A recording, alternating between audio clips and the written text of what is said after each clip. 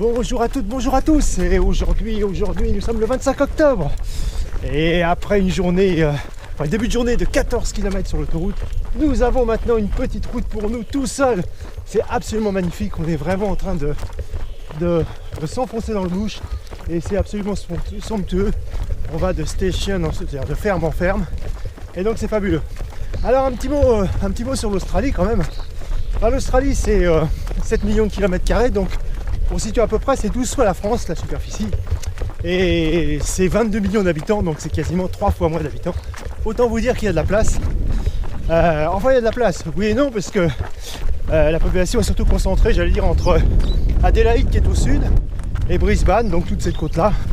Les principales villes, il faut savoir, donc bien sûr Sydney 4 millions et demi, à Melbourne 4 millions, ensuite Brisbane 2 millions et demi, Perth 1 million 6 et Adélaïde 1 million 2. Donc vous voyez, ça fait à peu près 14 millions simplement entre ces 5 villes.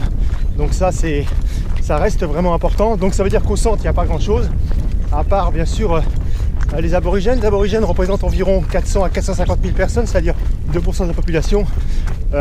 C'est bien sûr une civilisation ancienne, si ce n'est la plus ancienne. Je crois que les historiens datent entre 50 000 et 70 000 ans la présence donc des ancêtres des aborigènes en Australie, donc ça en fait certainement la civilisation la plus ancienne.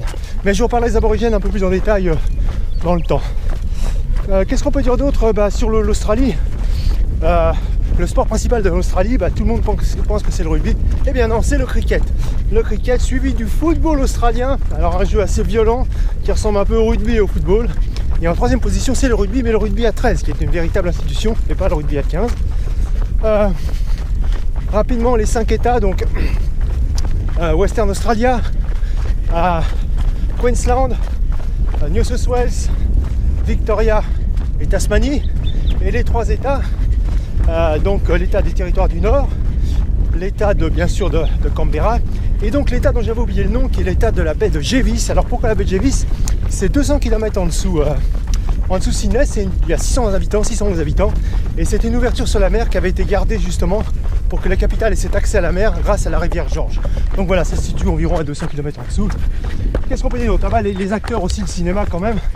Alors les 3 plus connus en l'occurrence, c'est donc bien sûr Nicole Kidman, qui a la double nationalité et qui est australienne aussi, Cate Blanchett bien sûr, et puis Paul Hogan qui a disparu mais qui était Monsieur Crocodile Dundee, et celui qui est le plus connu de tous et le plus oscarisé, mais que les jeunes ne connaîtront pas, c'est Errol Flynn, héros de la première version des Révoltés du Bounty en 1933, et ça reste l'acteur le plus connu.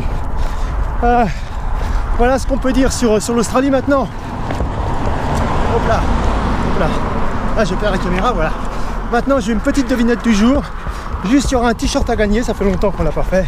Et donc il faut le répondre par contre avant mercredi 21h heure française et me dire à quoi correspond le chiffre du jour 23 012. Sur ce, je vous dis à ciao, portez-vous bien, salut à toutes, salut à tous, je vous embrasse, bye bye.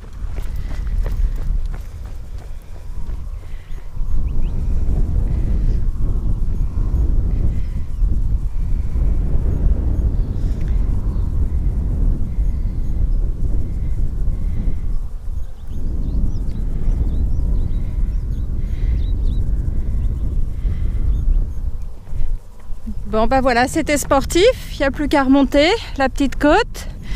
Après cette petite descente tout en interview, on vous dit à ciao, bye bye, portez-vous bien.